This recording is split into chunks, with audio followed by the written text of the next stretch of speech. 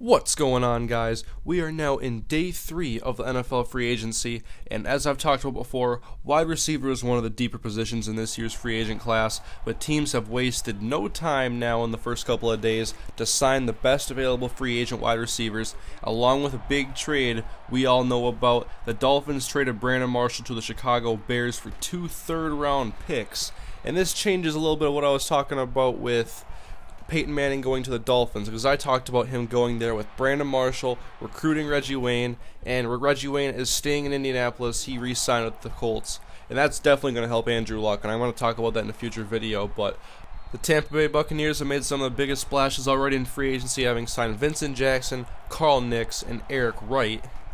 And I really like the addition of Nix and Jackson to the Buccaneers because they finished the year with 10 straight losses, and in only 2 of those 10 games did they even score more than 20 points.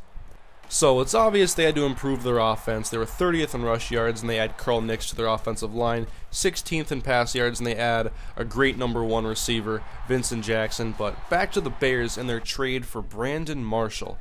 This gives Jay Cutler a great receiver to throw to. His best receivers over the past 3 years with the Bears have been Johnny Knox and Devin Hester. So it's obvious they needed a true number 1 receiver, and this is going to definitely help their offense compete with the Lions and the Packers in the NFC North. And this makes it even more important for the Vikings to get a cornerback that can cover Greg Jennings, Calvin Johnson, who just got a monster deal as the highest paid receiver in the league, and deservingly so, as I believe he is the best in the league, period. And now with Brandon Marshall coming to the Chicago Bears, the NFC North has some great offenses and some explosive players. Even the Vikings are a rebuilding team. They still have Percy Harvin and Adrian Peterson, 2 very explosive offensive players.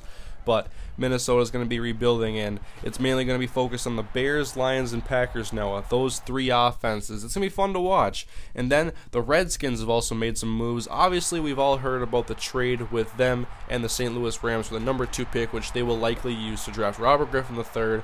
And they have signed wide receivers Pierre Garçon and Josh Morgan. And one thing I thought was important for the Redskins with getting RG3 was to have talent around him that he can build with. And I've been reading reports lately that they are probably going to cut Santana Moss. So I'm not sure if that's true yet, if that's their intentions, but with Pierre Garçon and Josh Morgan, I think that helps, although I was kind of comparing Santana Moss to Steve Smith with what Steve Smith helped Cam Newton do this year, and so maybe that idea is gone as well as my Peyton Manning idea.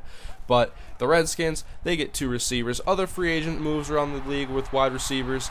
Robert Meacham has signed a deal with the San Diego Chargers, Laurent Robinson with the Jacksonville Jaguars, and Eric Weems with the Chicago Bears. So this takes most of the higher rated wide receivers out of this free agent class. If you look at who's available now, you have Hines Ward, Plaxico Burress, Deion Branch, Brandon Lloyd. But with all the wide receiver moves going on so far in the NFL free agency, I figured I might as well make a video talking about all of them rather than individual videos. So if there are other stories going on in the NFL that you guys want me to talk about, be sure to leave some feedback in the comments section. But thank you guys for watching. I'll see you guys next time.